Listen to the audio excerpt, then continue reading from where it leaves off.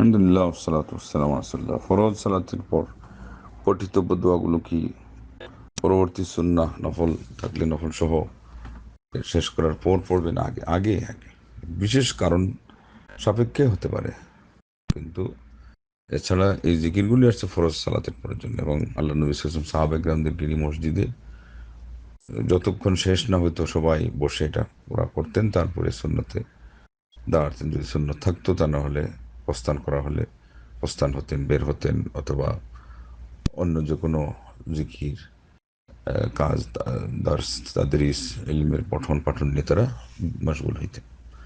এটা হলো বহু যুগ পর্যন্ত এইভাবে নিয়ম ছিল।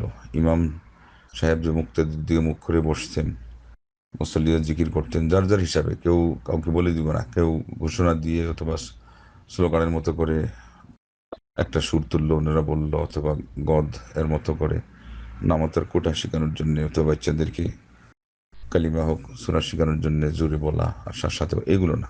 কিন্তু বসাটা হইতো এমনভাবে বসা হইতো যে এক যুগ ছিল মুসল্লি যদি কোনো কারণ ছাড়া উঠতেন, তো ইশারা দিয়ে অনুমতি নিয়ে উঠতেন। এইভাবে তারা সুন্নতকে ফলো করতেন। আজকাল বিশেষ করে আমাদের দেশে এটার কোনো নাম নিশানাই নেই। এর বিপরীতে সম্মিলিত মুনাজাত এসে গেছে, এবং হাদিসে আসছে যে যদি কোনো সমাজ বেদাতকে স্থান দেয়, তো আল্লাহ পাক সেই সমাজ থেকে আমার সুন্নাহকে উঠিয়ে দেন। সবাই মিলে যখন এই দোয়া শুরু করছে, তখন জিকিরের সুন্নাহ উঠে গেছে, এবং এটাই প্রমাণ যে দোয়ার জন্য আলাদা দলিল লাগবে না। এইটাই দলিল যে সুন্নাহ উঠে গেছে। আল্লাহ নবী সাল্লাল্লাহু আলাইহি ওয়াসাল্লাম বলছেন, যেটার কারণে সুন্নাহ উঠবে ওটা বেদাত হবে। কারণ এই দোয়াটা একা করলে বেদাত ছিল না, অন্য সময় করলে বেদাত ছিল না।